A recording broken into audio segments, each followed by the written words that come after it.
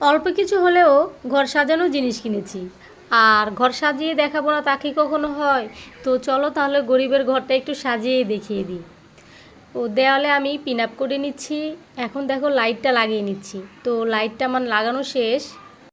Light তো লাগানো শেষ, এখন খাটের পাশে ফুলদানিগুলো রাখবো, এর জন্য একটা ব্যবস্থা করে নিচ্ছি। এই দেখো মোড়ার উপরে একটা কাপড় বিছিয়ে দিয়েছি, এইখানে আমি দুটো ফুলদানি রাখতে পারবো।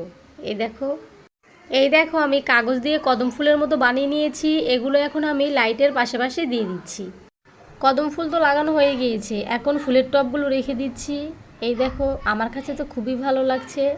ফুলগুলো দেখে মনে হচ্ছে না যে এগুলো প্লাস্টিকের ফুল, মনে হচ্ছে যে একদম আসল। পুরো ঘরটা আমার যা ছিল আমি তা দিয়ে সাজিয়ে নেওয়ার চেষ্টা করেছি। তো এই দেখো এখন আমার পুরো ঘরটার অবস্থা, এই দেখতেই পাচ্ছ। দেখো লাইটগুলো দেখতে কতটা সুন্দর লাগছে। তোমরা হয়তো ভেবেছো আমার ঘরে যে কিছুই নেই, তবে আমার যা আছে আমি তার ভিতরেই তোমাদের দেখানোর চেষ্টা করেছি। দেখো এই ঝাড়বাতিটা আমি বেশ কয়েকদিন আগে বানিয়েছিলাম, আর ভাবতেই পারিনি যে আজকে এই ঘর সাজানোর কাজে এই ঝাড়বাতিটা এভাবে কাজে লেগে যাবে। তো তোমাদের কাছে এই ঝাড়বাতিটা কেমন লাগছে? আমার কাছে তো খুবই ভালো লাগছে। আর এই ঝাড়বাতিটা লাগানোর কারণে পুরো ঘরের লুকটাই চেঞ্জ হয়ে গিয়েছে। আর ঝাড়বাতিটা কেমন হয়েছে তোমরা আমাকে অবশ্যই কমেন্ট করে জানাবে। তো আজকের মতো বিদায় নিয়ে নিচ্ছি, সবাই খুব ভালো থেকো, টাটা।